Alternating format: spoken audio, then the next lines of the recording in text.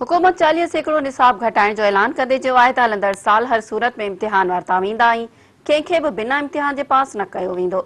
तालीम वारे वफ़ाक़ी वज़ीर शफ़क़त महमूद जी सदारत हेठि तालीम बाबति अहम इजलास थियो। इजलास में तालीम जे सूबाई वज़ीरनि वीडियो लिंक ज़रिए शिरकत कई। इजलास में तालीम बाबति फ़ैसिला कया विया। इजलास खां पोइ प्रेस कॉन्फ्रेंस कंदे शफ़क़त महमूद चयो त 10हीं ऐं 12हीं जा इम्तिहान 10 जुलाई खां पोइ वठण जो फ़ैसिलो कयो आहे। हुन चयो त 9हीं ऐं 10हीं जे इम्तिहाननि में 4 मज़मून हूंदा। 10हीं ऐं 12हीं जे इम्तिहाननि खां पोइ 2 जमायतुनि जा इम्तिहान थींदा। हुन चयो त शागिर्दनि जो इहो मौक़िफ़ दुरुस्त आहे त कोर्स मुकमल नाहे थी सघियो। असां 40 सैकड़ो निसाब घटि करे छॾियो आहे। हुन चयो त ओ लेवल जा शागिर्द 26 जुलाई खां 6 अगस्त ताईं इम्तिहान ॾींदा। मुख़्तलिफ़ पर्चनि दौरान वक़फ़ो रखियो वेंदो। इम्तिहान सिर्फ़ अख़्तियारी मज़मूननि ऐं रियाज़ी मां थींदा। हुन चयो त 9हीं ऐं 10हीं जे इम्तिहाननि में बाक़ी मज़मूननि जा इम्तिहान न वरिता वेंदा। वफ़ाक़ी वज़ीर चयो त उस्तादनि जी वैक्सीनेशन तरजीह बुनियादनि ते कई वेंदी। कोरोना वैक्सीनेशन खां सवाइ को बि अमलो इम्तिहान न वठी सघंदो।